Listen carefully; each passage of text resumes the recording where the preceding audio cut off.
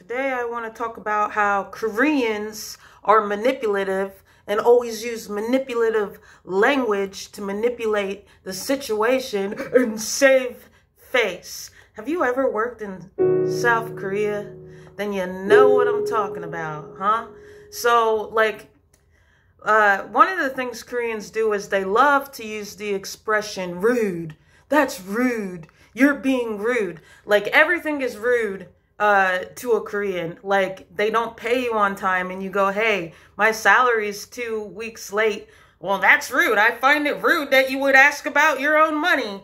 Well, I think I should be paid a little bit more. Well, I find that rude.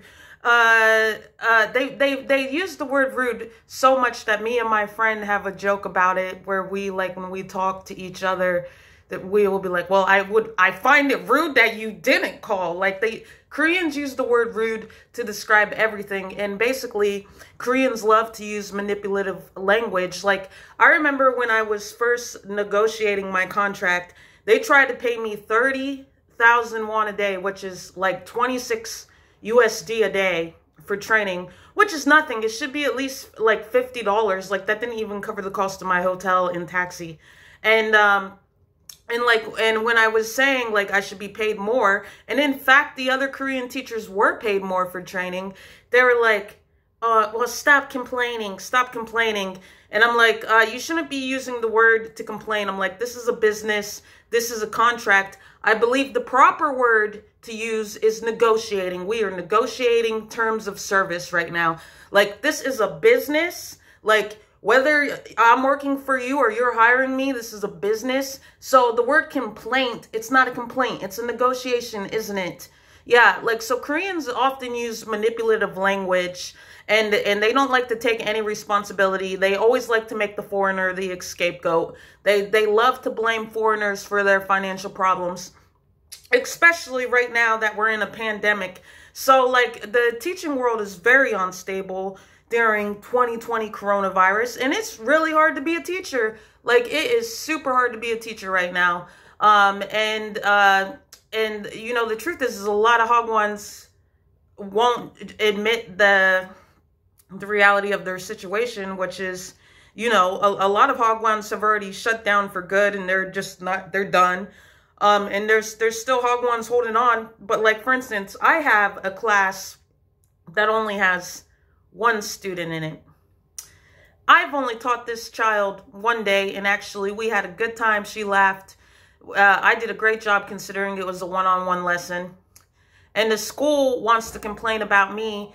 It's not that I'm a bad teacher. It's that you have no students. So this is a part of the saving face culture. And coronavirus is the best time for Asia, a continent that loves to save face and make other people the scapegoat for their problems, because you can blame everything on the coronavirus. Like, you don't need to make up excuses like, oh, you're a bad teacher, that's why the business is failing.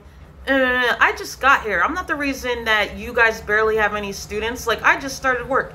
You guys barely have any students. 1, probably because your staff is not as great as you think it is. And 2, because coronavirus. You guys don't. So managers in South Korea and other people working in Hagwons, you guys don't need to make teachers feel bad and go, well, we're going to fire you because you're a piece of shit. You guys don't need to make up bullshit about teachers, try to trash them, ruin their reputation, make them feel bad about themselves, ridicule them, which I find that rude, by the way, when the truth is you guys just can't afford them. You can't afford your teachers. Your business is failing. And you guys need to just say the truth, which is, we're broke. We're broke. It's not that you're a bad teacher. It's that we're broke. And all the students are quitting our Hagwon because of coronavirus. Yeah.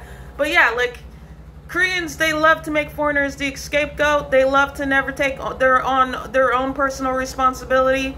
And I find it rude. I find the Korean culture to be a very rude culture. I find them to be very rude and to love to use the word rude to describe everything. Rude. You drink coffee, it's rude. You show up to work on time, it's rude. You bring a gift, it's rude.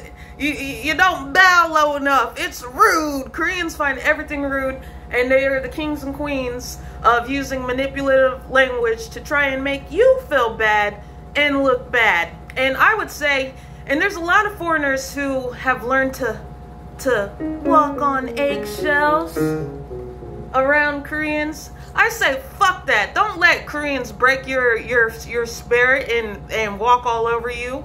Like, there's a lot of Koreans, like, there's a lot of foreigners that have learned how Korean culture is, and so they have become very, like, submissive and timid, and they're like, yes, sir, yes, master, yes, yes, I'm being an obedient slave, yes, yes, please don't call me rude, I'm not rude.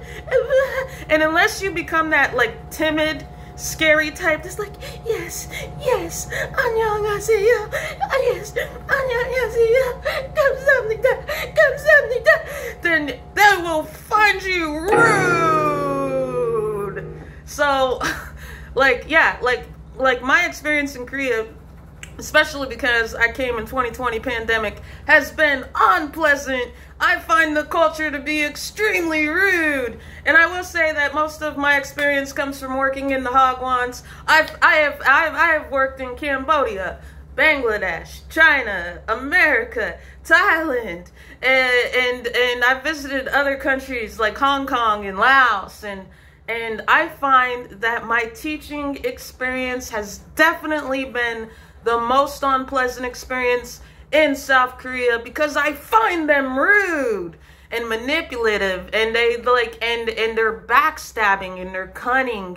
And I think it stems from the very Hagwon culture we work in. You get kids from a very young age, from like 3, pulling like 12-hour days studying, just taking tests. And their parents are rude too. This one kid told me, when he goes, teacher, when I get home, my mom will smack me 24 times for every question I missed. Now, he didn't fail my test. He failed a Korean's.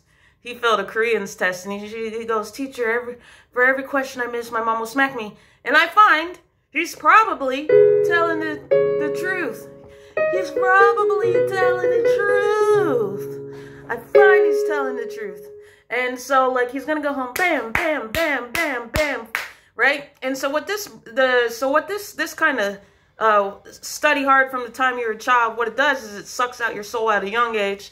Forget having a childhood in South Korea where it's all city, studies. These kids don't know what a childhood is. And so these people are Koreans are robbed from joy at a very young age. Koreans are robbed from joy at a very young age. Where's my joy? My parents stole it, and the Hagwon stole it, and the Korean teachers that smacked the shit out of me stole it. And so these children who are robbed of a childhood grow up to be adults, and they've learned to be passive-aggressive. They've learned to be manipulative. They've learned to be cunning.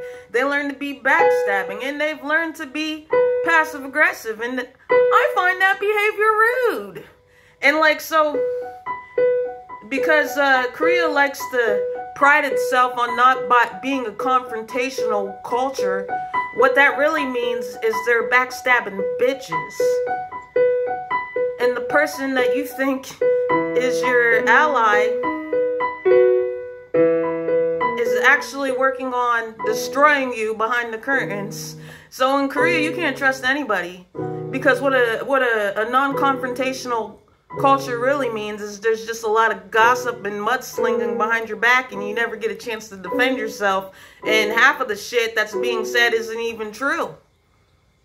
So how do I feel about working in Korea? I want to do it because China pays more, Dubai pays more, Thailand pays less, but it's a lot cooler. I find Korea rude and manipulative. My name is Liana Moore Brave. If you would like to know more about where you should teach in the world, or you want to just subscribe because we're dominantly a music channel, hit that subscribe button. We're also going to be talking about the international teaching market and other things, like sometimes philosophy and religion and politics and Black Lives Matter. Power on.